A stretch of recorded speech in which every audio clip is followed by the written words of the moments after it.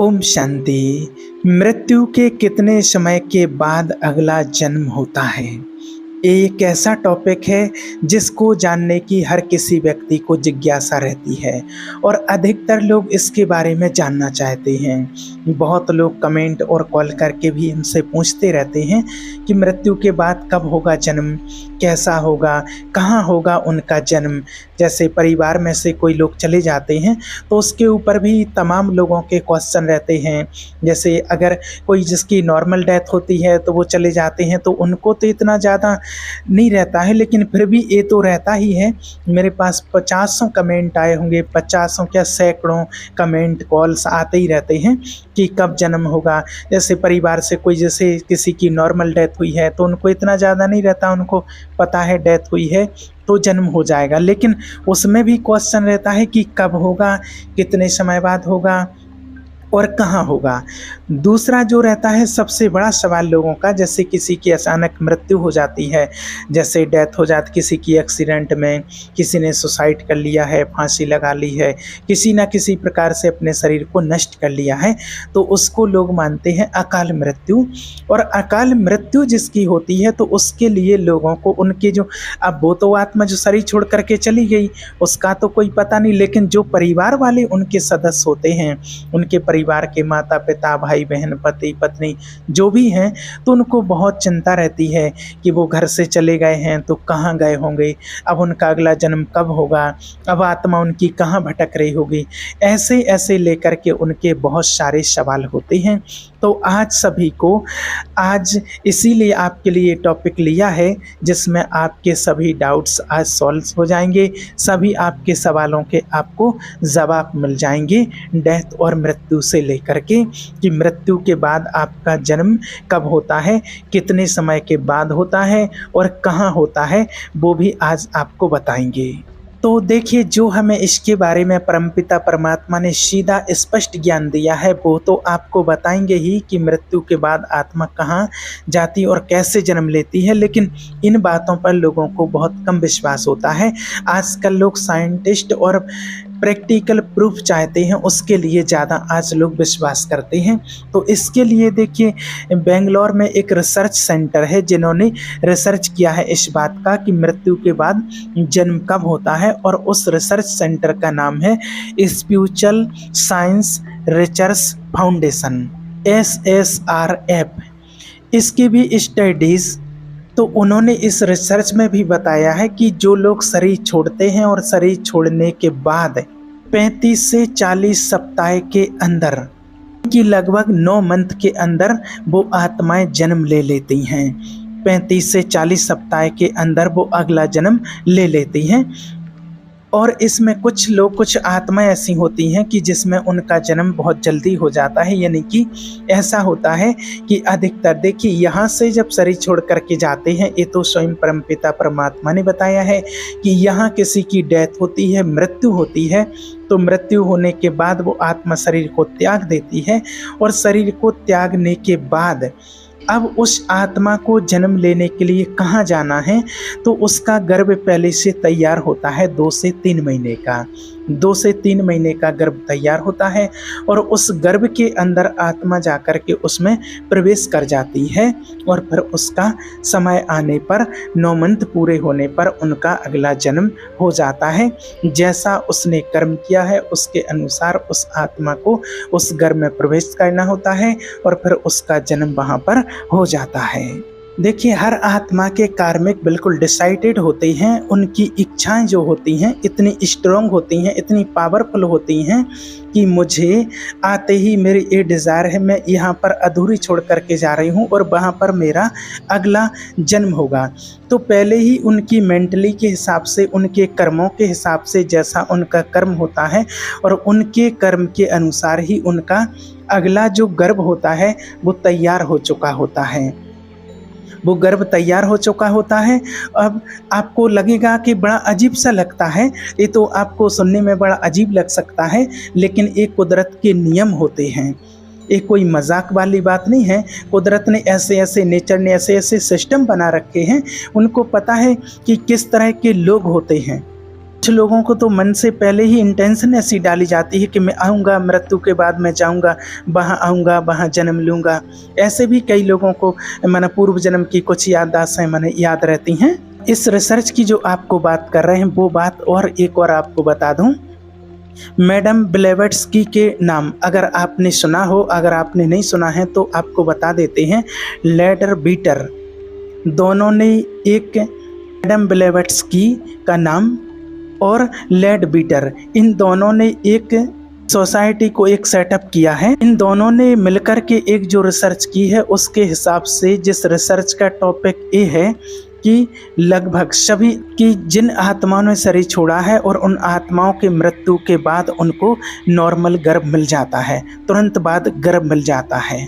इसकी वजह वो यह है क्योंकि सामान्य आत्मा जो होती हैं उनका शरीर से अटैचमेंट होता है और नया शरीर का जन्म लेने में उनको कोई खास इंतज़ार नहीं करना पड़ता है और ना ही उनको कोई कठिनाई होती है। उनके कार्मिक अकाउंट अच्छे होते हैं, उनकी इच्छाएं शुद्ध पवित्र होती हैं और उनको जन्म मिल जाता है। लेकिन कुछ लोग खास होते हैं जिनकी कुछ खास प्रतिभाएं होती हैं, अब वो नेगेटिव भी हो सकते हैं और पॉजिटिव भी हो सकते हैं। ऐसे लोगों को जन्म लेने के लिए ऐसे ही घर में उनको जाना पड़ता है। जैसे कोई असाधारण आत्माएं होती हैं वो ऐसे असाधारण लोगों के यहाँ पर ही जन्म लेते हैं।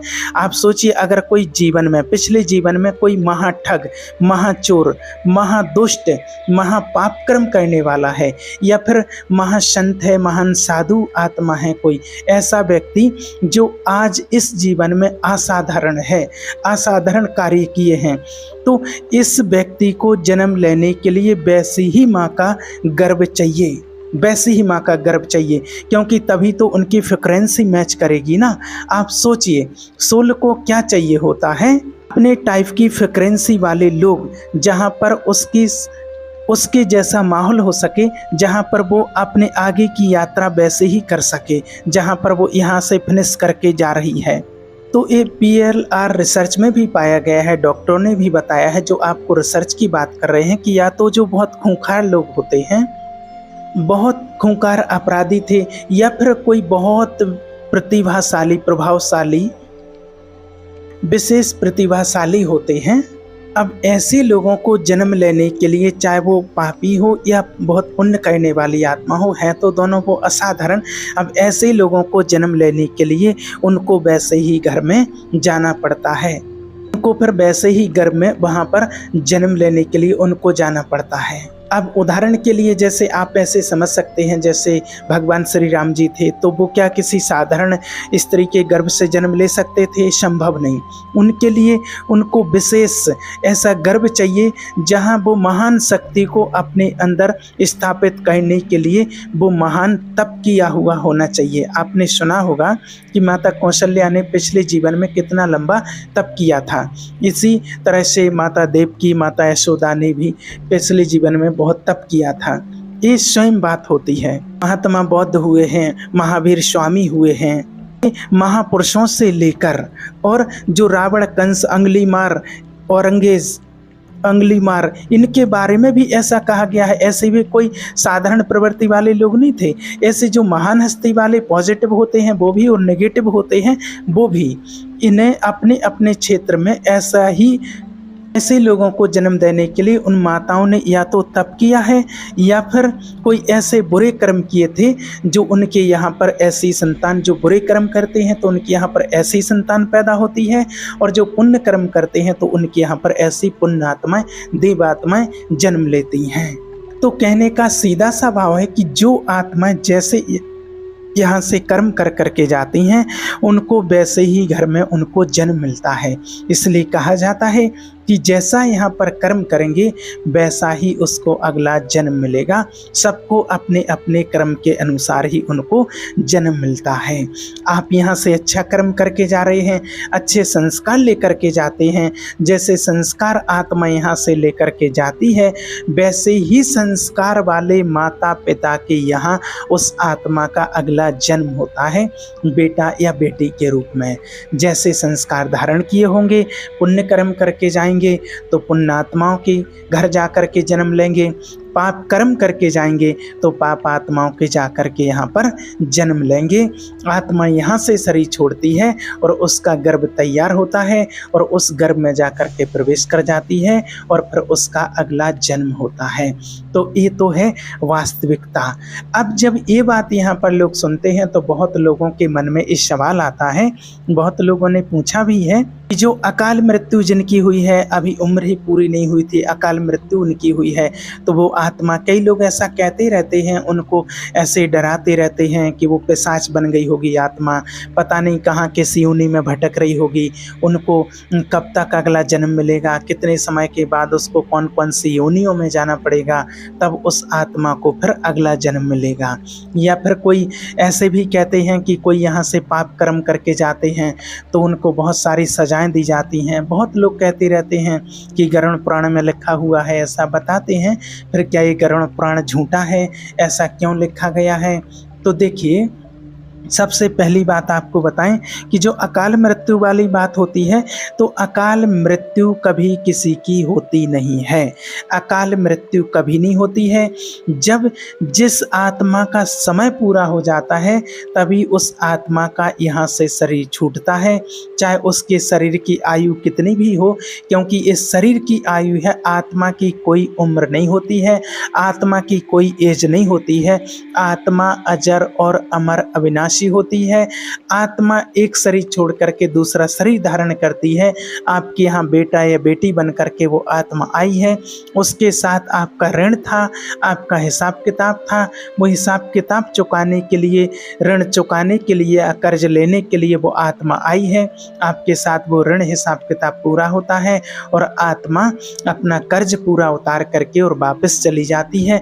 अब जब उसका शरीर छूटता है तो उसके शरीर की एज कुछ भी हो सकती है, चाहे 5 साल हो, 1 साल हो, 2 साल हो, 10 साल हो, 50 साल या 100 साल हो, उसका शरीर किसी भी प्रकार से छूट सकता है। चाहे उसकी नॉर्मल डेथ हुई हो या एक्सीडेंट से हुई हो या सुसाइड करने से हुई हो, किसी भी तरह से उसने आत्महत्या की हो, किसी भी तरह से उसका शरीर छूट सकता है। लेकिन इसको अकाल मृत्यु नहीं कहते हैं। बस उस आत्मा का समय पूरा होता है तभी आत्मा शरीर छोड़ती है और समय पूरा होने से पहले 1 मिनट पहले भी कोई आत्मा शरीर छोड़ करके नहीं जा सकती है। इसलिए इसको अकाल मृत्यु नहीं कहते हैं।